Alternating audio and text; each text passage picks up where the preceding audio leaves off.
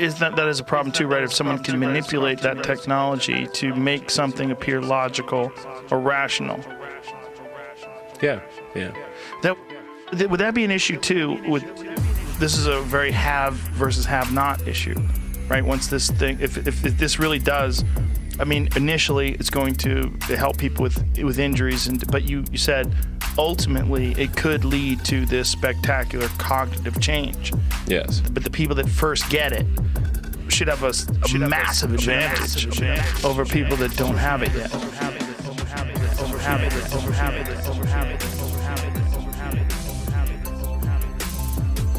Well, I mean, it's the kind of thing where your productivity would improve, I don't know, dramatically, maybe by a factor of 10 with it. So you could definitely just, I don't know, take out a loan and do it and earn the money back real fast. Yeah. Be super smart. Well, in a capitalist society, it seems like you could really get so far ahead that before everybody else could afford this thing and link up and get connected as well. He'd be so far ahead they could never catch you. Is that a concern? Well, I think it's not a super huge concern. I mean, there are huge differences in cognitive ability and resources already. Yeah. I mean, you can think of a corporation as like a cybernetic collective that's far smarter than an individual. Like I couldn't personally build like a whole rocket and the engines and launch it and everything. That's impossible. But we have 8,000 people with SpaceX and piecing it out to different people and using computers and machines and stuff, we can make lots of rockets launched into orbit, dock with the space station, that kind of thing. So that already exists where there's corporations are vastly more capable than an individual. But we should be, I think, less concerned about like relative capabilities between people and more like having AI be vastly beyond us and decoupled from human will. Decoupled from human. So this is if you can't beat them, join them. Yeah, I mean. So you feel like it's inevitable, like AI, sentient AI, is essentially inevitable. Super sentient AI, yeah. Like beyond a level that's difficult to understand. And impossible to understand. Impossible. And somehow or another, so it's almost like it's a requirement for survival to achieve some sort of symbiotic existence with AI. It's not a requirement. It's just if you want to be along for the ride, then you need to do some kind of symbiosis. So the way your brain works right now, you've got kind of like the animal brain, reptile brain, kind of, for argument's sake, it's like the limbic system basically, and you've got the cortex. The brain purists will argue with this definition, but essentially you've got the primitive brain and you've got the sort of smart brain, or the brain that's capable of planning and understanding concepts and difficult things that a monkey can't understand. Now your cortex is much smarter than your limbic system. Nonetheless, they work together well. So I haven't met anyone who wants to delete the limbic system or the cortex. People are quite happy having both. So you can think of this as being like the computer, the AI is like a third layer, a tertiary layer. So that could be symbiotic with the cortex. It would be much smarter than the cortex. But you essentially have three layers. And you actually have that right now. Your phone is capable of things, and your computer is capable of things that your brain is definitely not.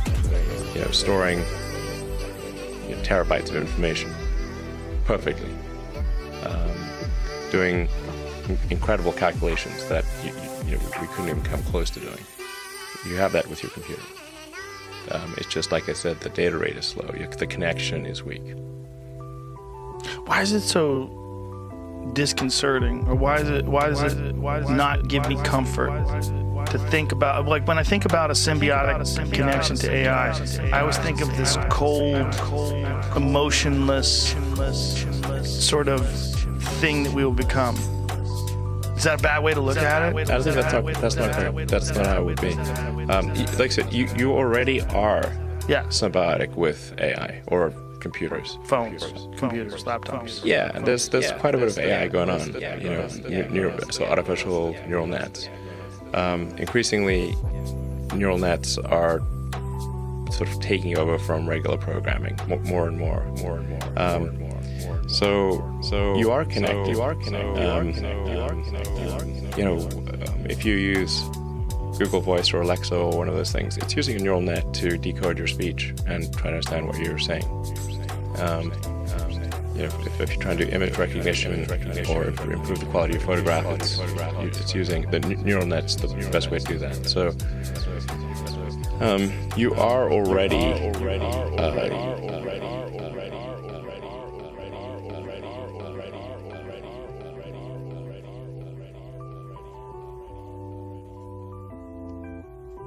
sort of a cybernetic symbiote. Like I said, it's just a question of your data rate.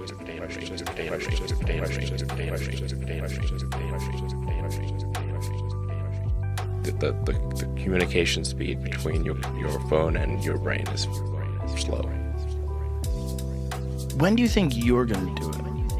How long will you wait? Like once it starts becoming available. Yeah, if it works, I'll do it, sure. Right away. I mean, let's make sure it works. How do we make sure it works? We try it on prisoners? Like, what do you do? No. Take rapists? No. Cut holes in their head. No, like I said, if somebody's got a serious brain injury, right? And there people have like very severe brain injuries, and then you can fix those brain injuries,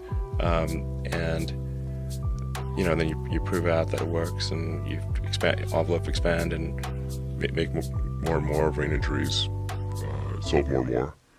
And then at a certain age, we all are going to get Alzheimer's. We're all going to get senile, and then moms forget the names of their kids and that kind of thing. And so it's like you said, okay, well, this would allow you to remember your names of your kids and have a much more normal life where you're able to function much later in life. So I think that essentially almost everyone will find a need at some point if you get old enough to use Neuralink, and then it's like, okay, so we can improve the functionality and improve the communication speed, so then you will not have to use your thumbs to communicate with the computer. Do you ever sit down and extrapolate? Do you ever sit down and think about all the different iterations of this and what this eventually leads to? I think about it a lot. There's, like I said, this is not something that's going to sneak up on you. There's like getting FDA approval for this stuff is not like overnight. And there's I don't know, we probably have to be on like version 10 or something before you realistically be a human AI symbiote situation. So you'll see it coming. You see it coming, but what do you think it's going to be? Like when you're alone, if you have free time, I don't know if you have free time, but if you just sit down and think about this iteration, the next, onward, keep going, and you drag it out with improvements along the way, and leaps and bounds and technological innovations, and where do you see it? What are we going to be? Like when? 25 years from now, what are we going to be? What are we going to be? What are we going to be? What are we going to be? What are we going to be? What are we going to be? What are we going to be? What are we going to be?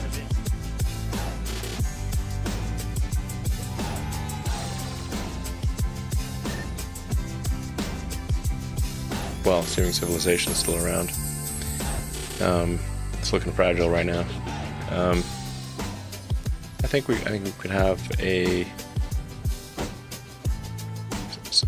25 years probably something. I would think there could be a whole brain interface.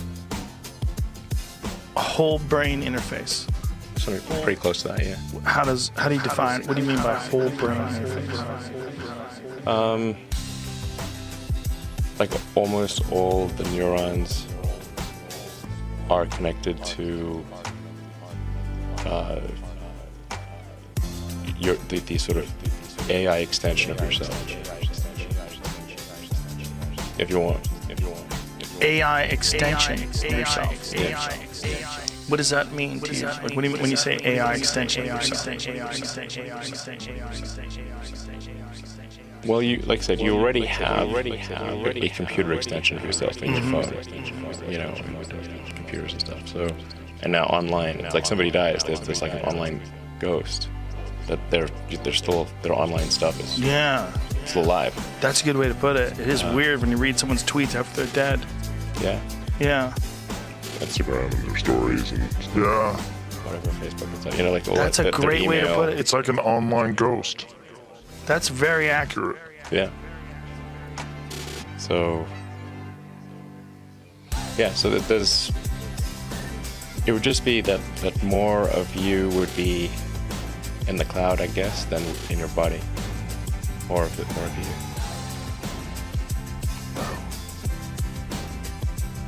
Now, when you say civilization's fragile, do you mean because of this COVID-19 shit that's going on right now? What's that? I never heard of it. It's this thing. Yeah, no. It's like some people just get a cough. No idea what you're talking about. Other people, it gets much worse. Yeah.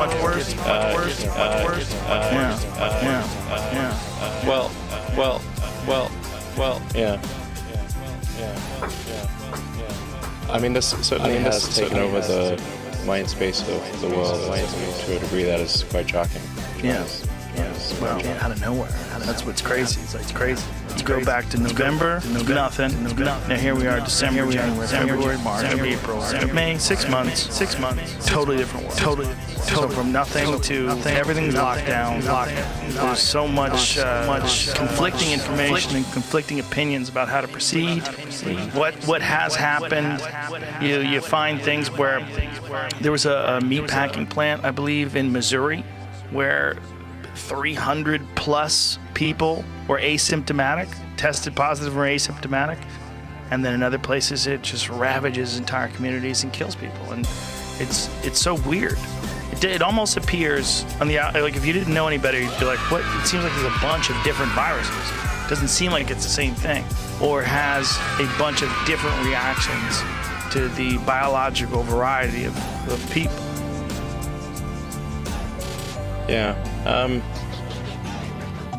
I mean, I kind of saw this whole thing play out in China before it played out in the U.S. So it's kind of like watching the same movie again, but in English. So. Yeah. I mean, I think the mortality rate is much less Than what say the World Health Organization said it was. It's very much less. It's like probably at least order of magnitude less. Well, it seems to be very deadly to very specific kinds of people with specific problems. Yeah, I mean, if you can look at the mortality statistics, you know, by age and whether they have comorbidities, like do they have like basically existing conditions, and by age, and you know, if you're below 60 and have no serious health issues, the probability of death is extremely low. It's not zero, but it's extremely low. They didn't think that this was the case, though, when they first started to lock down the country. Do you think that it's a situation where once they've proceeded in a certain way, it's very difficult to correct course?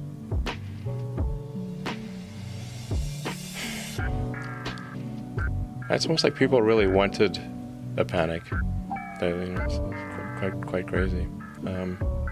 But in some places, a panic is deserved, right? Like if you're in the ICU in Manhattan and people are dying left and right, and everyone's on intubators, and it seems like when you see all these people on ventilators and so many of them are dying, and you see these nurses are dying and doctors are getting sick, in some places that fear is justified. But then in other places, you're reading these stories about hospitals that are essentially half empty. They're having to furlough doctors and nurses because there's no work for them. Most of the hospitals in the United States right now are half empty. In some cases, they're at 30% capacity. And is this because they've decided to forego elective procedures and normal things that people would have to go to the hospital for? Yes, I mean, and we're not talking about just some of these elective procedures are quite important. Yes. Like it's like you have a bad heart. Gallbladder disease, yeah, sure. Yeah, and you need a triple bypass. It's like sort of elective, but if you don't get it done in time, you're going to die. Yeah. It's elective's a weird word. Yeah, elective. It's not like, hey, I want to. It's not like plastic surgery. It's more like my hip is. I'm in extreme pain because my hip's blown out, or my knee, and I don't want to go to the hospital. I can't go to the hospital. People in extreme pain. People that need a kid. Like people that have like quite serious issues that are choosing not to go out of fear. So I think it's a problem. It's not good. It seems like the state of public perception is shifting. It is. Like people are taking some deep breaths and relaxing, and because of the statistics and essentially across the board, it's being recognized that it's not as fatal as we thought it was.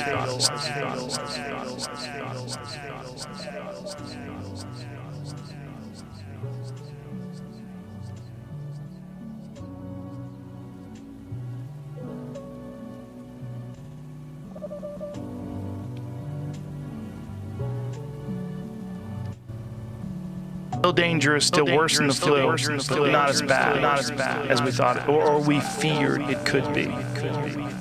Objectively, the mortality is much lower, like at least a factor of 10, maybe a factor of 50 lower than initially thought. Do you think that the current way we're handling this, the social distancing, the masks, the locking down, does this make sense? Is it adequate? Or do you think that we should move back to at least closer to where we used to be? Well, I think proper hygiene is a good thing no matter what. Wash your hands and if you're coughing, stay home or wear a mask. This is not good. Like they do that in Japan. That's like normal. Yeah. If you're ill, you wear a face mask and you don't cough on people. I think that would be a great thing to adopt in general throughout the world. Washing your hands is also good. Well, that's the speculation why men get it more than women, because men are disgusting. We don't wash our hands as much. Men are disgusting. It's true. It's true. Yeah, I admit it. We're all men in this room. We're all gross. Yeah, let's go to the restroom. Yes, horrible. we're gross. My 9-year-old daughter yells at me. She goes, "Did you wash your hands?" She makes me go back and wash my hands. She's right. 9 years old. If I had a 9-year-old boy, do you think he would care? He wouldn't give a fuck if I washed my hands. True. So I think there's definitely some silver linings here in improved hygiene and an awareness of potential. Yes, and I think this has shaken up the system. The system is like somewhat moribund with a lot of layers of bureaucracy, and I think that we've cut through some of that bureaucracy. And if we, at some point, there probably will be a pandemic with a high mortality rate. Debate about like what's high, but I mean like something that's killing a lot of 20-year-olds, let's say. Like it's if you had like Ebola type of mortality, Spanish flu, something that attacks the immune systems of healthy people. But it's like killing large numbers of young healthy people. That's high mortality. Then this is at least practice for something like that. And I think there's given it's just a matter of time that there will be eventually some such pandemic. Do you think that, in a sense, the one good thing that we might get out of this is the realization that this is a potential reality, that we got lucky in the sense? I mean, in people that didn't get lucky and died, of course, I'm not disrespecting their death and their loss, but I'm saying overall, as a culture, as a community, as a human race, as a community, this is not as bad as it could have been. This is a good dry run for us to appreciate that we need far more resources dedicated towards understanding these diseases, what to do in the case of pandemic, and much more money that goes to funding treatments and some preventative measures. Yeah, absolutely. And I think there's a good chance, it's highly likely, I think, coming out of this, that we will develop vaccines that we didn't have before for coronaviruses and other viruses, and possibly cures for these. And our understanding of viruses of this nature has improved dramatically because of the attention that it's received. So there's definitely a lot of silver linings here.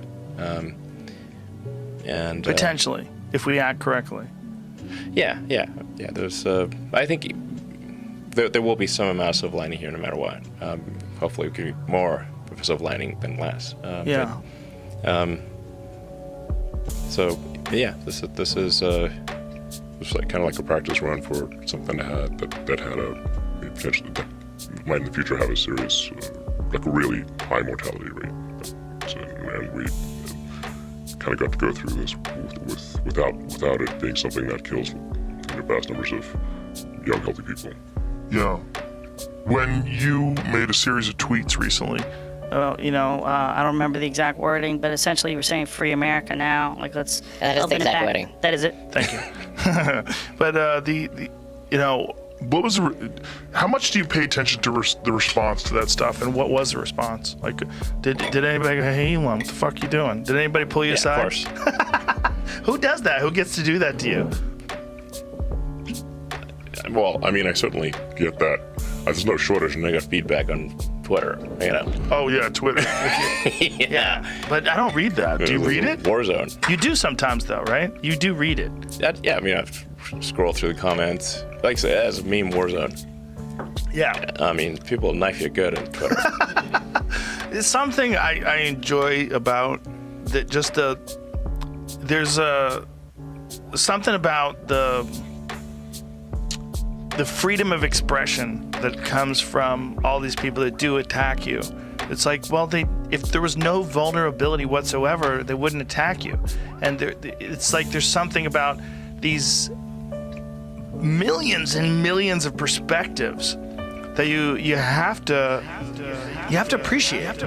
Even if it comes your way, even if the shit storm hits you in the face, Sure. you gotta appreciate, wow, how amazing is it that all these people do have the ability to express themselves. I mean, you don't necessarily want to be there when the shit hits you. Sure. You might want to get out of the way in anticipation of the shitstorm, but the fact that so many people have the ability to reach out, and I think it's, in a lot of ways, it's, I don't want to say a misused resource, but it's like giving monkeys guns. They just start, they start gunning down things that are in front of them without any realization of what they're doing. They have a rock, they see a window, they throw it. Woo! Look at that! I got Elon mad. Look at that! This guy got mad at me. I fucking took this person down on Twitter. I got this lady fired. Oh, the fucking business is going under because of Twitter wars.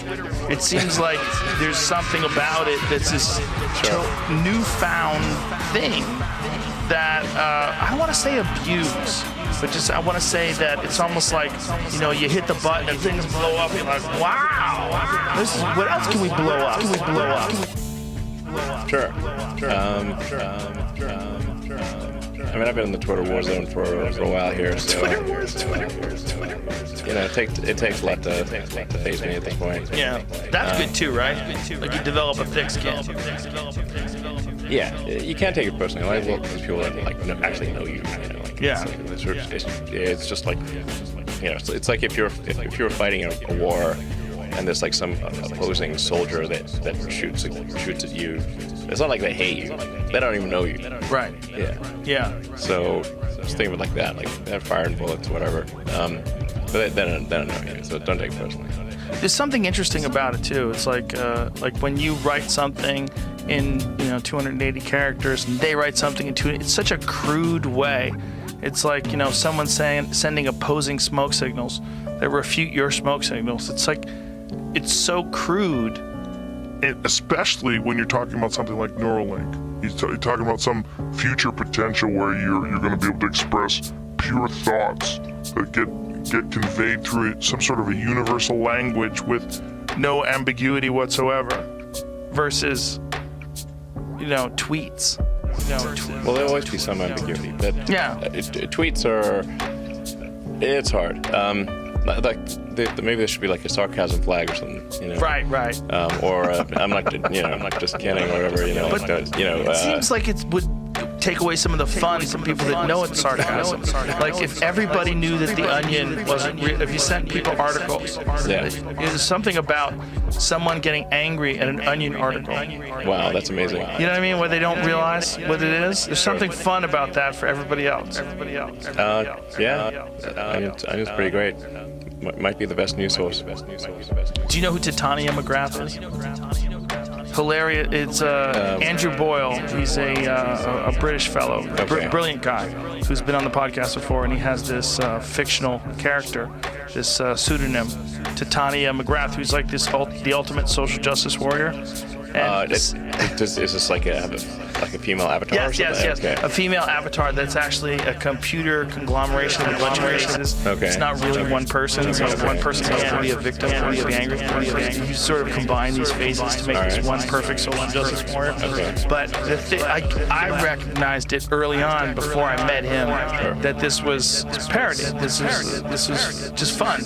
And then I love reading the people that don't recognize that. They get angry. And they're really, there's a lot of people that just get really furious about some fun to that. There's some fun to the not picking up on the true nature of the signal. I find Twitter quite engaging. How do you have the time?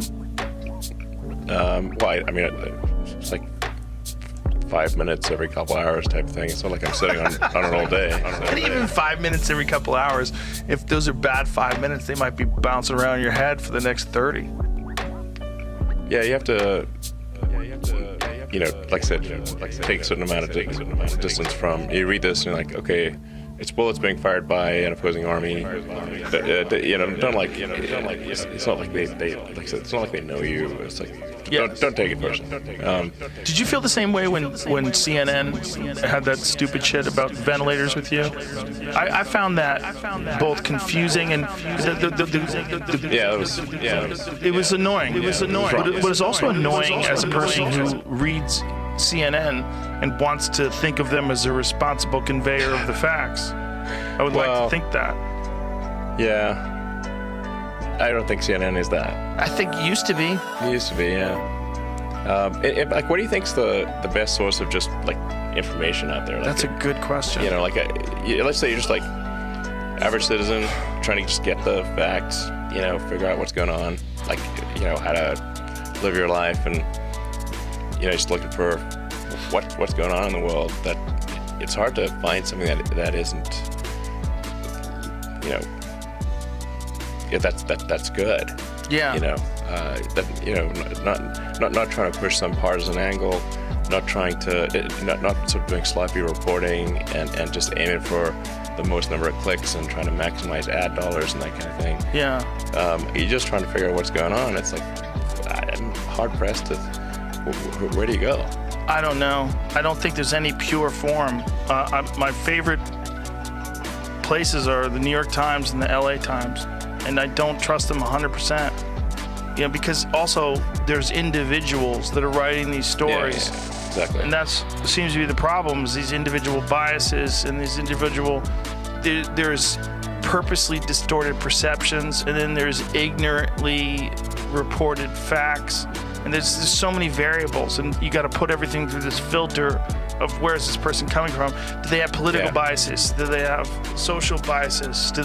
Are they upset because of their own shortcomings, and are they projecting this into the story? Sure. It's so hard. Yeah, I think like maybe just trying to find individual reporters that you think are good and Yes. kind of following them as opposed to the publication. I go with whatever Matt Taibbi says. Okay. I trust him more than anybody. All right. Matt Taibbi's onto something. He's as far as investigative reporters in particular, the way he reported the savings and loan crisis, the way he reports everything. I just listen to him above most. He's my go-to guy. All right, I'll check it out. His Rolling Stones articles are amazing. His stuff on the savings and loan crisis is just like, what in the fuck? Sure. And and he wasn't, he's not an economist by any stretch of the imagination, so he had to really sort of deeply embed himself in that world to try to understand it and to be able to report on it. Yep. And with a humorous flair. Oh, yeah, that's nice. Yeah. Yeah. But there's not that many of them. It's No. hard, and not a location where like we are no bullshit. Sure. We are nobullshit.com. Like the one place where you can say, this is what we know, Yeah. this is what we don't know, this is what we think. Not this person's wrong and here's why. Like, oh, god damn it. I can't. You don't know. There's a lot of stuff that is open to interpretation. Yeah. This particular coronavirus issue that we're dealing with right now seems to be a great illuminator of that very fact. Is that there's so much data, and there's so much that's open to interpret. There's so many things because it's all happening in real time, right? And like particularly right now in California, we're in stage 2 tomorrow or Friday, 2 days from now. Stage 2, retail stores opening up. Things are changing. Like no one knows the correct process that needs to take place to save the most amount of lives, but yet ensure that our culture and that our economy survives. It's a lot of speculation and guessing, but if you go to certain places, they'll tell you, we know why, and we know this, and we know, it's hard. Yeah, I mean, in general, I think that's like we should be concerned about anything that's a massive infringement on our civil liberties. Yes. So it's like you got to put a lot of weight on that. A lot of people died to win independence with the country and fight for the democracy that we have, and we should treasure that and not give up our liberties too easily. I think we probably did that actually. Well, I like what you said when you said that it should be a choice, and that to require people to stay home, require people to not go to work, and to arrest people for trying to make a living. This all seems wrong, and I think it's a wrong approach. It's an infantilization of the society. That daddy's going to tell you what to do. Fundamentally, a violation of the Constitution. Yeah. Freedom of assembly, and it's just. I don't think these things stand up in court, really. They're arresting people for protesting. Yeah. Because they're protesting and violating social distancing and these mandates that tell people that they have to stay home. Yeah, these were definitely not stand up. With the Supreme Court here, it's obviously a complete violation of rights. Yeah. And again, this is not in any way disrespecting the people who have died from this disease. No. It's certainly a real thing to think of. Yeah, it just should be If you're at risk, you should not be compelled to leave your house, Right. Or leave a place of safety. safety, but you should also not be if you're not at risk, or if you are At risk and you wish to take a risk with your life, you should have the right to do that. And it seems like at this point in time particularly, Our resources would be best served protecting the people that are at risk versus penalizing the people that are not at high risk for living their life the way they did, particularly having a career and making a living and feeding your family, paying your bills, keeping your store open, keeping your restaurant open. Yes. Akira. There's a strong downside to this. Yeah. Just believe if this is a free country, you should be allowed to do what you want as long as it does not endanger others. But that's the thing, right? People, this is the argument they will bring up. Like, you are endangering others. you should stay home for the people that you, even if you're fine, even if you know you're going to be okay, there's certain people that will not be okay because of your actions. They might get exposed to this thing that we don't have a vaccine for, we don't have universally accepted treatment for, and that we need to. There's two arguments, right? The one argument is we need to keep going, protect the weak, protect the sick, but let's open up the economy. The other argument is stop placing money over human lives, and let's shelter in place until we Come up with some sort of a decision. And let's figure out some way to develop some sort of a universal basic income plan or something like that to feed people during this time. will make Yeah. this transition. I think there's a, as I said, my opinion is if somebody wants to stay home, they should stay home. If somebody doesn't want to stay home, they should not be compelled to stay home. That's my opinion. Do you think that if somebody doesn't like that, well, that's my opinion. This notion though that you can just sort of send checks out to everybody and things will be fine is not true. Obviously, there's some people have this absurd view that the economy is like some magic horn of plenty. Like it just makes stuff, whatever. It just there's a magic horn of plenty, and the goods and services they just come from this magic horn of plenty. And then if somebody has more stuff than somebody else, it's because they took more from this magic horn of plenty. Now let me just break it to you, the fools out there. If you don't make stuff, there's no stuff. Yeah. So if you don't make the food, there's no stuff. The fools out there. Now let me just break it to you, the fools out there. If you don't make stuff, there's no stuff. Yeah. So if you don't make the food, if you don't process the food, you don't transport the food, and the medical treatment, getting teeth fixed, there's no stuff. I would become detached from reality. You can't just legislate Money and solve these things. If you don't make stuff, there is no stuff. Obviously, we'll run out of the stores. Run out of the machine just grinds to a halt. But the initial thought on this virus, the real fear was that this was going to kill hundreds of thousands, millions instantaneously in this country. It was going to do it very quickly.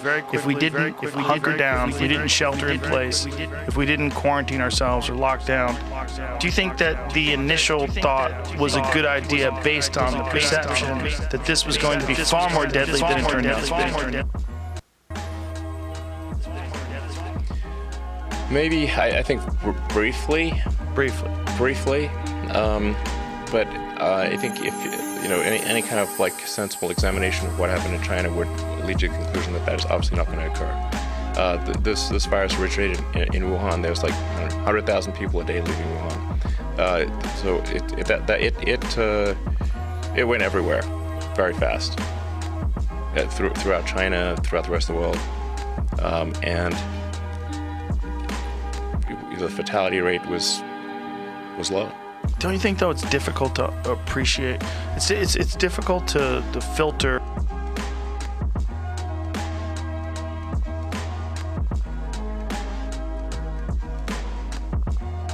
The propaganda machine is very strong. Sure. But the World Health Organization appears to have been complicit with a lot of their propaganda. The thing is that American companies have massive supply chains in China, like Tesla, for example. We have hundreds of suppliers, like tier 1, 2, 3, 4 suppliers throughout China. So we know if they are able to make stuff or not. We know if they have issues or not. Then China is back at full steam.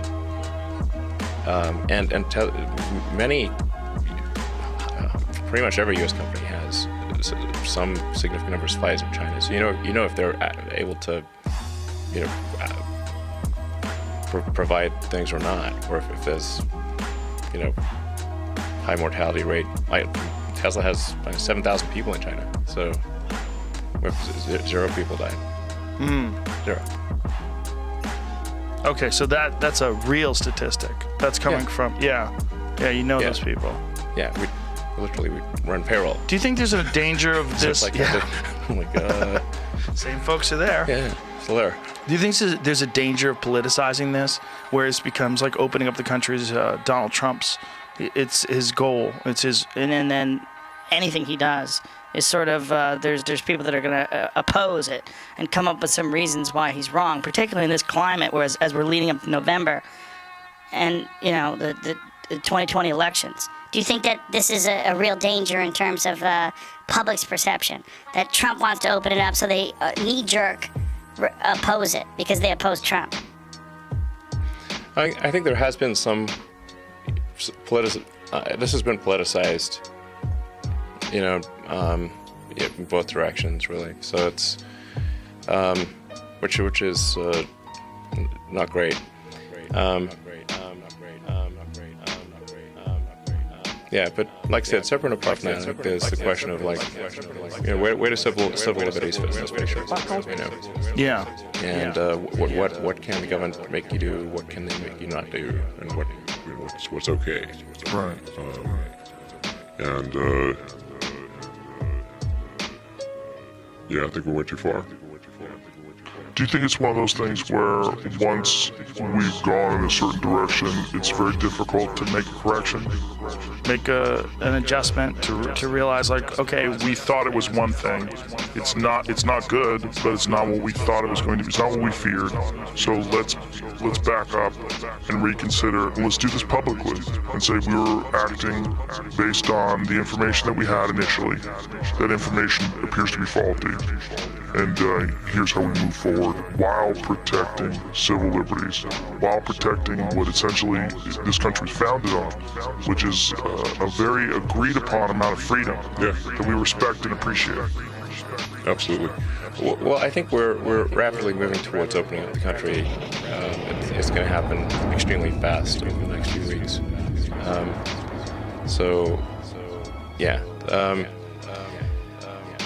Something that would be helpful just to add from an informational level is when reporting sort of COVID cases, to separate out diagnosed with COVID versus had COVID-like symptoms. yes. Because the list of symptoms that could be COVID at this point is like a mile long. So it's like hard to, if you're ill at all, it's like it could be COVID. So just to give people better information, definitely diagnosed with COVID or had COVID-like symptoms. We're conflating those two, so that it looks bigger than it is. Then, if somebody dies, was COVID a primary cause of the death or not? If somebody has COVID, gets eaten by a shark, we find their arm has COVID. It's going to get recorded as a COVID death. Is that real? Basically. Not that bad, but heart attacks, strokes, You get hit by a bus. cancer. If you get hit by a bus, go to the hospital and die, and they find that you have COVID, you will be recorded as a COVID death. Why would they do that, though? Well, right now, the road to hell is paved with good intentions. I mean, it's mostly paved with bad intentions, but there's some good intentions paving stones in there too. And the stimulus bill that was intended to help with the hospitals that were being overrun with COVID patients created an incentive to record something as COVID that is difficult to say no to, especially if your hospital is going bankrupt for lack of other patients. So hospitals are in a bind right now. A bunch of hospitals they're furloughing doctors, as you were mentioning. If your hospital's half full, it's hard to make ends meet. So now you've got I just checked this box, I get $8,000. Put them on a ventilator for 5 minutes, I get $39,000. Or I got to fire some doctors. So what's this is a tough moral quandary. It's like what you can do. That's the situation we have. What's the way out of this? What do you think is, like, if you had the president's ear, or if people wanted to just listen to you openly, what do you think is the way out of this? Let's clear up the data. So, like I said, just make sure we record it as COVID only if it is somebody has been tested, has received a positive COVID test, not if they simply have symptoms, one of like 100 symptoms. And then if it is a COVID death, it must be separated. Was COVID a primary reason for death, or did they also have stage 3 cancer, heart disease, emphysema, and got hit by a bus and had COVID? Yeah, I've read all this stuff about them diagnosing people as a COVID death despite other variables. This is not a question. This is what is occurring. And where are you reading this from? Where are you getting this from? The public health officials have literally said this. This is not a question mark. Right. But this is unprecedented, right? Like if someone had the flu but also had a heart attack, they would assume that person died of a heart attack. Yes. Yeah. So this is unprecedented. Is this because this is such a popular, I don't want to use that word the wrong way, but that's what I mean, a popular subject? And financial incentives. Yes, and like I said, this is not some sort of a moral indictment of sort of hospital administrators. It's just they're in a tough spot here. They actually don't have enough patients to pay everyone, but without furloughing doctors and firing staff, and yeah, they're potentially going bankrupt. So then they're like, okay, well, the stimulus bill says if we get all this money if it's a COVID death. Like, okay, they coughed before they died. In fact, they're not even diagnosed as COVID. They simply, if you had weakness, a cough, shortness of breath. Like, frankly, I'm not sure how you die without those things. Yeah. Right. There's so many different things that you could attribute to COVID too. There's so many symptoms. There's diarrhea, headaches, dehydration, cough. Yeah. Yes, but to be clear, you don't even need to have gotten a COVID diagnosis. Right. You simply need to have had one of many symptoms, and then have died for some reason, and it's COVID. So then it makes the death count look very high, and then we're then stuck in a bind because it looks like the death count's super high and not going down like it should be. And now, so then we should keep whatever, keep the shelter-in-place stuff there, and keep people in their home, confine people in their homes. So we need to break out of this. We're stuck in a loop. And I think the way to break out of this loop is to have clarity of information. Clarity of information will certainly help, but altering Perceptions. public perception from people that are basically in a panic. There's a lot of, essentially, well, At least a month ago, we're clearly in a panic. I mean, right where, when you look around April 5th, April 6th, people were really freaking out. but here we are, May. In May, people are relaxing a little bit. Yes. They're realizing, like, hey, I actually know a couple of people that got it. It was just a cough, and I know some people that got it where nothing happened. I know a lot of people who got it. I know 0 people who died. I know a lot of people who got it. Yeah, it's not what we feared. We feared something much worse. Yeah, that's correct. So the adjustment's difficult to make. So you said, first of all, we need real data. You need Just parse out the data. Don't lump it all together. And then, if you give people just parse out the data better, just clearer information about. Like I said, was this an actual COVID diagnosis, or was it or did they get the test and the test came back positive, or did they just have some symptoms?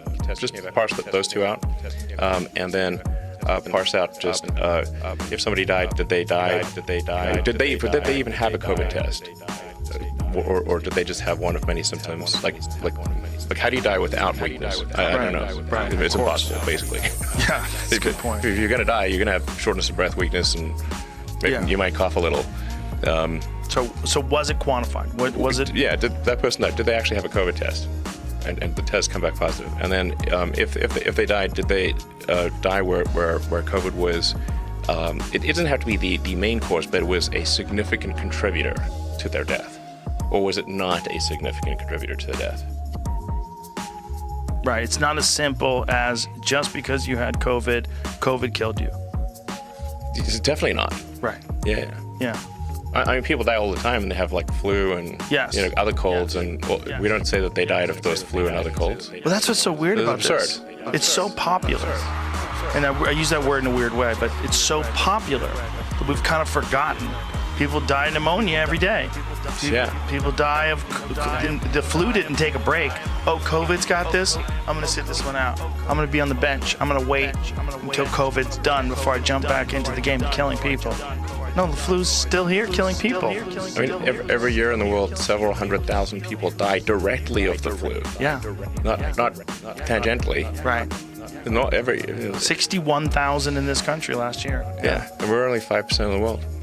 And then there's cigarettes. So, oh man, cigarettes will really kill you.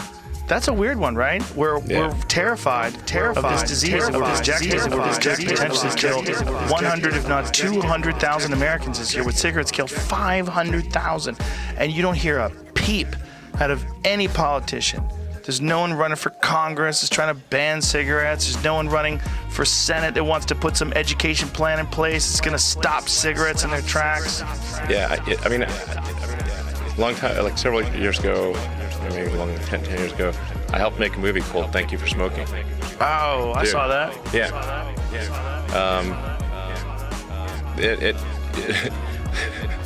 Yeah.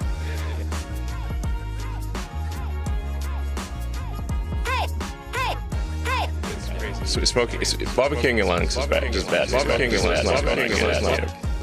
Turning your lungs into smoked beef, not great. Yeah. But Tylenol also, by the way, also kills a lot of people. yeah, what is the number for Tylenol every year? I'm not sure the exact number, but I believe until the opioid crisis, I believe Tylenol was the number one killer of all drugs. Because basically it's if you get drunk and take a lot of Tylenol, acetaminophen, essentially it causes liver failure.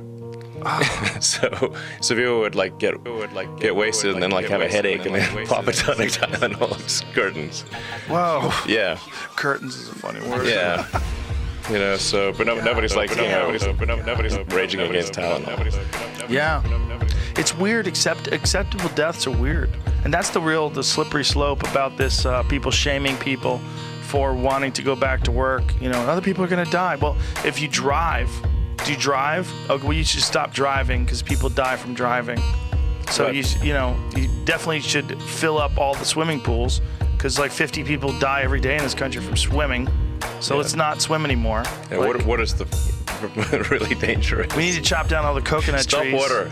Coconuts kill 150 people every year. Yes. Cut down all the coconut trees. We need those people. Yes. It's at a certain point in time, it's like, we're vulnerable, and we have a finite existence no matter what. We do. Nobody lives forever. Right. I mean, I think you want to look at, say, deaths as but for this disease, whatever, they would have lived X number of years. Yeah. So, if somebody dies when they're 20 and could have lived till 80, they lost 60 years. But if somebody dies when they're 80 and they might have lived till 81, they lost 1 year. Yes. So it's like how many life years were lost is probably the right metric to use. I don't read my own comments, but I do read other people's comments. And I was reading this one little Twitter beef that was going on where someone was saying that COVID takes an average of 10 off people's lives, and we should appreciate those 10 years. And then someone else said, I'm sure it's not true. Yeah, definitely. It's the Twitter. It's the Oh my world. God. But someone else said, the average age of people who die from COVID is older than the average age people die. It's very. Let's just say it's about the same. That's a beautiful way of looking at it. I mean, Yeah. it's unfortunate. It sucks, but it sucks if Grandpa dies of Alzheimer's Sure. or emphysema or leukemia. It sucks. Sure. It sucks when someone you love dies. Yes. But I'm I mean, actually, if this, I think a lesson to be taken here that I think is quite important is that if you have grandparents and their age of grandparents, really be careful with any kind of flu or cold or something that is not dangerous to kids or young adults, but is dangerous to the elderly. Is basically if your kid's got a runny nose, they should stay away from their grandparents, no matter what it is. It's the things that are where a young immune system has no problem and an older one has a problem. Yes. And in fact, a lot of the deaths are literally it's tragic, but they're intra-family. It's the little kid had a cold or flu and Give it to Grandpa. They have the family gathering, and they don't know that this is a big deal, but it's just important to remember when you get old, your immune system's just not that strong, and so just be careful with your loved ones who are elderly. And I think there is some true objective understanding of the immune system and the ways to boost that immune system. And I really think that information should be distributed in a way, a non-judgmental way. But like, look, this is a way that we can all, like, this is a scientifically proven way that we can boost our immune system, and it might save your life, and it might save the life of your loved ones. And maybe we could teach this to our grandparents and our parents and people that are vulnerable. Vitamin C, heat shock proteins, all these different variables that we know contribute to a stronger immune system.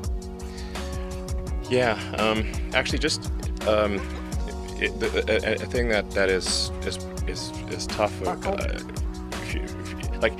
When you as you get older, it's hard to tend to put on weight. I certainly that's happening with me. Like as the older I get, I'm like, damn, it's harder to stay lean. That's for sure. And so actually being overweight is a big deal. Yeah. It's a fact. Yeah. The New York hospital said it was the number one factor for severe COVID symptoms was obesity. It was the number one factor. Yes, exactly.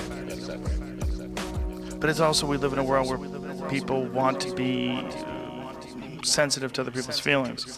So Absolutely. We don't want to bring up the fact that being fat's bad for you. It's a judgment on your... Food's great. Yeah, I do love food. Yeah, and I mean, to be totally frank, speaking for myself, I'd rather eat tasty food and live a shorter life. Yeah, those moments of enjoying a great meal. Yeah. And then even talking about it, they're valuable. They're worth something. Yeah, it's not, we don't want to eat Soylent Green and live to be 160. I don't want to eat. Tasty food is great. It's one of the best things about life. It really is. Yeah, and it's an art form as well. It's like fine food. Fine food it's a delicious sandcastle. It's temporary. It doesn't last very long, but there's something about it that's very pleasing. Yeah. Yeah. Yeah. I mean, maybe I don't know what advice to give. Like, maybe have tasty food with smaller amounts of it. Yes. Yeah, and I think regulated feeding window is really the way to go. Some sort of an intermittent fasting approach. Sure. When I started doing that, I found myself to be quite a bit healthier. And when I've deviated from that, I've gained weight. So what's 16 hours. Well, I like okay, 16 okay. hours. Yeah. So like at night or? Yeah. So I get to a certain point and then I count out. I usually hit the stopwatch on my phone, and then I look at 15 hours in. I'm like, okay, got an hour before I can eat. Yeah. And so anything in between that is just water or coffee. Actually, this may be a useful bit of advice for people, but eating before you go to bed is a real bad idea, and actually negatively affects your sleep. Yeah. And it can actually cause heartburn that you don't even know is happening. and that subtle heartburn affects your sleep because you're horizontal and your Yeah. body's digesting. So if you want to improve the quality of your sleep and you know, be healthier, it's do not eat right before we go to sleep. Yeah. It's like one of the worst things you can do. I did some of the biggest mistakes I've ever made. I've done that, particularly after comedy shows. I'm starving. I'll come home and I'll eat, and then I go to bed and I just feel like shit. And I wake up Yeah. in the middle of the night. Like, It's gonna crush your sleep, and it's gonna damage your pyloric sphincter and your esophagus, and it's so. In fact, drinking and then going to sleep that's one of the worst things you can do. yes. Yeah. So just try to avoid drinking and eating Booze. yeah. booze, Yeah, yeah. right, exactly. Yeah. Don't small amounts of alcohol that evidence suggests it doesn't have a negative effect on I put in the same category as delicious food. Kind of makes things a little more fun. Yeah. I like it. I like it. Some of the people who've lived the longest, was a woman in France who I think maybe has the record or close to it, and I mean, she had a glass of wine every day. Yeah. Small amounts is fine. Yeah, this is like I learned this like quite late in life. It's like just avoid having alcohol and avoid eating At least 2 or 3 hours before going to sleep, and your quality of sleep will improve, and your general health will improve a lot. For sure. It's a big deal, and I think not widely known. Do you have time to exercise? A little bit. Do you have a trainer or anything? I do, although I haven't seen him for a while. But yeah, especially if I'm out, like say we're working on Starship or something in South Texas, and I'm just living in I've got a little house there in Boca Chica Village, and I don't have much to do, so or like I'm working and I'll do just lift some weights or something. Maybe I don't. Some people love running. I don't love running. But What do you like to do exercise-wise? To be totally frank, I wouldn't exercise at all if I could. But if I'd prefer not to exercise. But I'm going to exercise and lift some weights and then kind of run on the treadmill and maybe watch the show that if there's a compelling show that pulls you in. Right. Yeah, that's so- a good thing to do. Yeah. Yeah. Watch a good movie or Yeah. episode of Black Mirror or something like that. That's great. Man, don't watch Black Mirror before going to bed either. Well, don't watch Black Mirror today. It's too fucking accurate. Yeah, exactly. It's like, wait, this already happened in real life. Yeah, they're too close. It's too close. Well, didn't you say that the guy who makes Black Mirror? Yeah, you said it's not a good time to start season 6. Yeah, he wants to hold off because reality He's nailed it. is Black Mirror. Oh, man. It's like he's gonna have to like Reassess and attack it from a different angle. Yeah. You should try something that's fun to do. That's not just like learn a martial art or something like that. I did martial arts when I was a kid. Did you? What'd you do? Yeah. I did Taekwondo. I did karate, Kyokushinkai karate. Oh, all right, cool. And judo. Also, you really branched out. Yeah.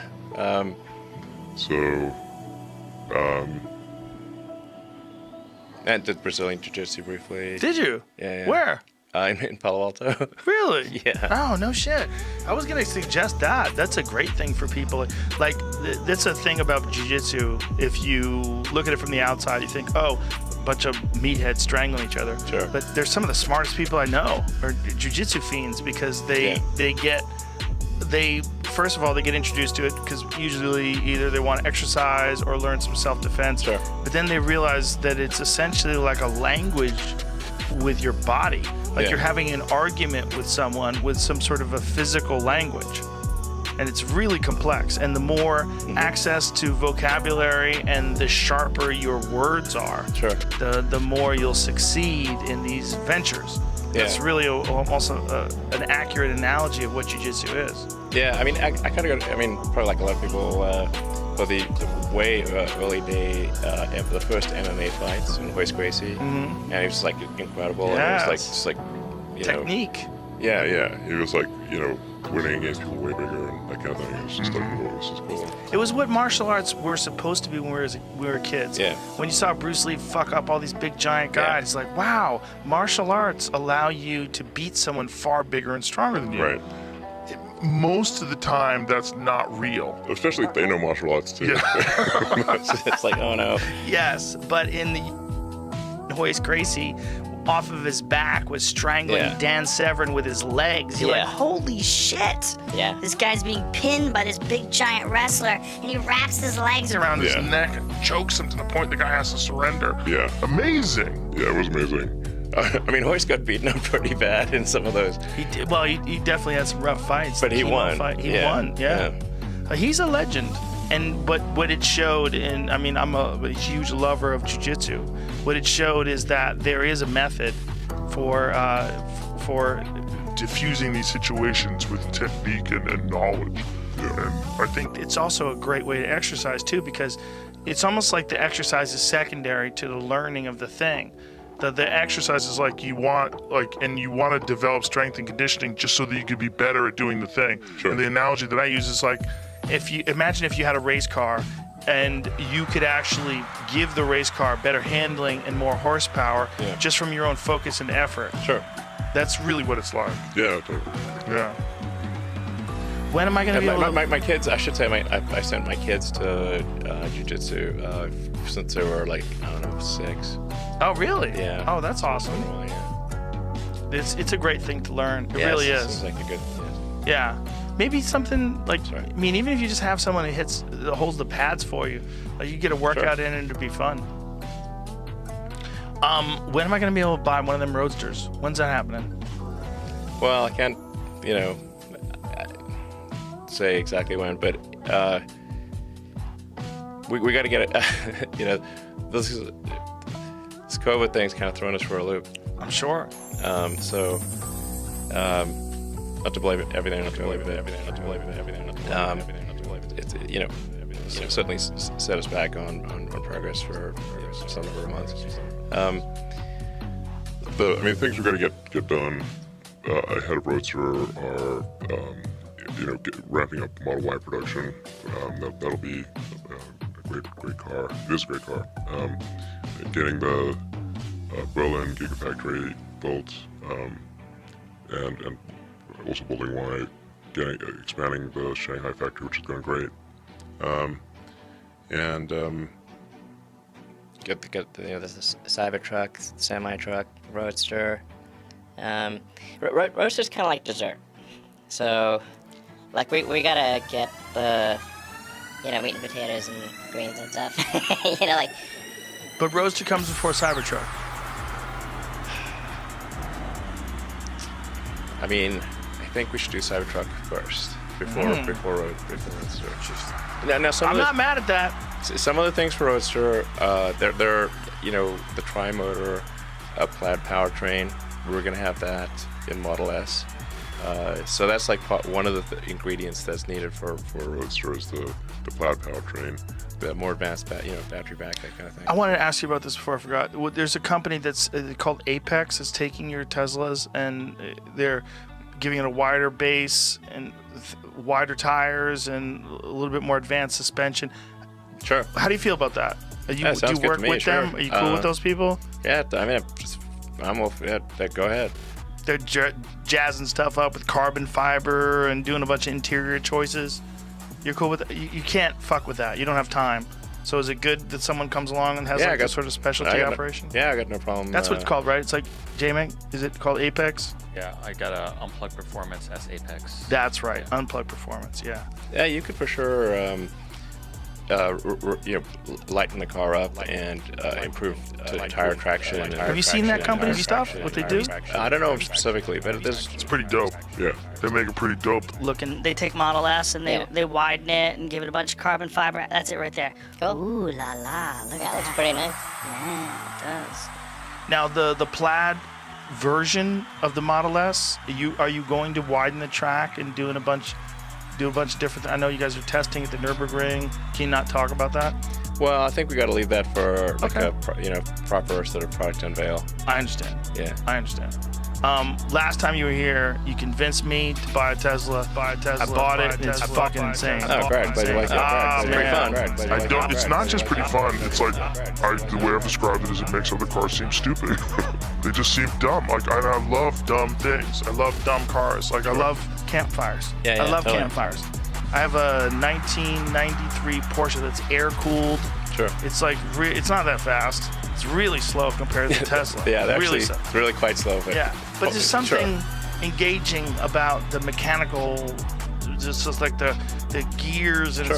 it's very analog. But it's so stupid in comparison to the Tesla. Like when I want to go somewhere in the Model S, I hit the gas and it just goes whee. Yeah. It like violates time. Yeah. Yeah. So Yeah, you've tried it like Ludacris Plus and stuff Oh, like that. yeah. Cool. Yeah. Oh, yeah. We just did a software update where it'll do a cheetah stance. So so it's because it's got a dynamic air suspension, so it lowers the back. oh Jesus. Just like a sprinter, basically. Right. Like what sprinter, you Right. hunker down and then so it I shaved like 10th of a second off. 0 to 60. I mean, like It is pretty fun. It's so. I've taken Yeah. so many people, and I'm like, I take them for the holy shit moment. I'm like, you ready? Like, hang on there, and then I Yeah. stomp on the gas. I've never felt anything like it. It's confusing. Yeah. It really is. Sure. The instant torque, and just the sheer. Acceleration is baffling. It's baffling. It's baffling. They've never felt it. No. It's faster than falling. It's crazy. It's so fast. It's a roller coaster. Yeah. And my family yells at me. When I stomp the gas, Like I tell my kids, I'm like, you want to feel Feel it? You want to feel it? like, do it. My wife's like, don't do it. Boom. What? Yeah. And even if I just do it on the highway for a couple of seconds, Yeah, it's it's very fun. exciting. Yeah. It's very It's like fun. having a roller coaster on tap, you know. It really is like a roller coaster on top. Yeah. Without the loop-de-loops, but it's the pinning to your seat. It seems like you're not supposed to be able to experience that from some sort of a consumer vehicle that you can. Just a regular person could buy if you have the money. It seems too crazy.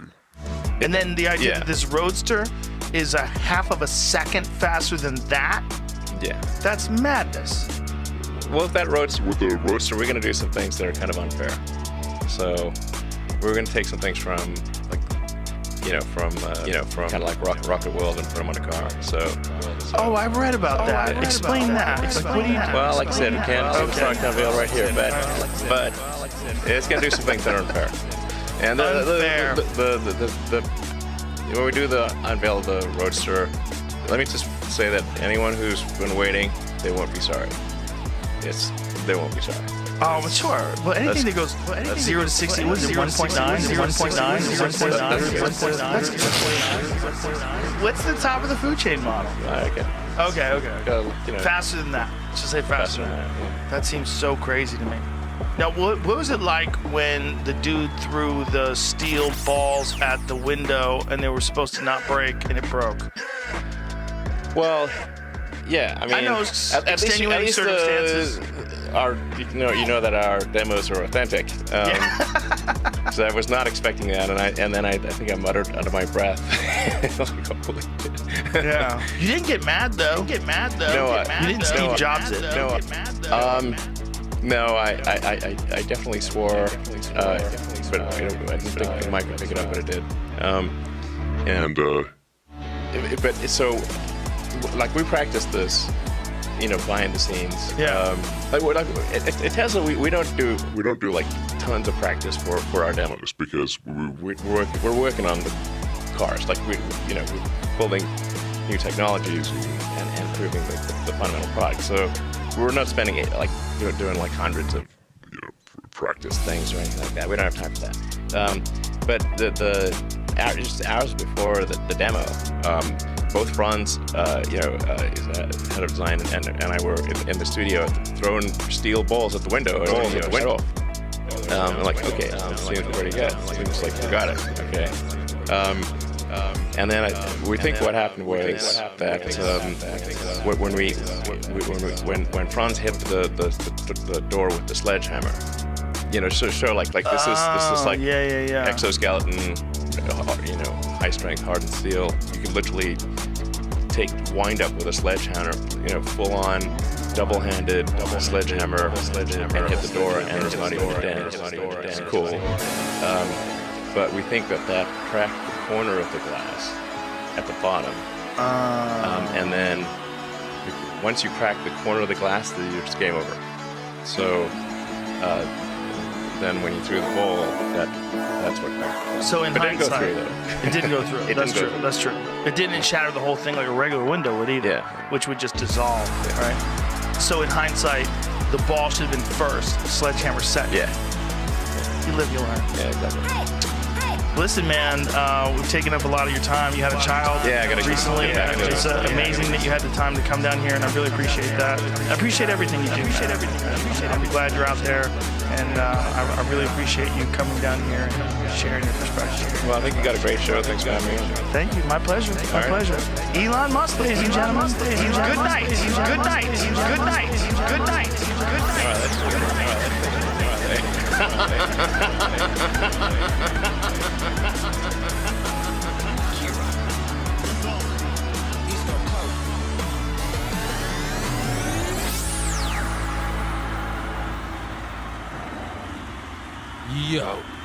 Yo, your boy.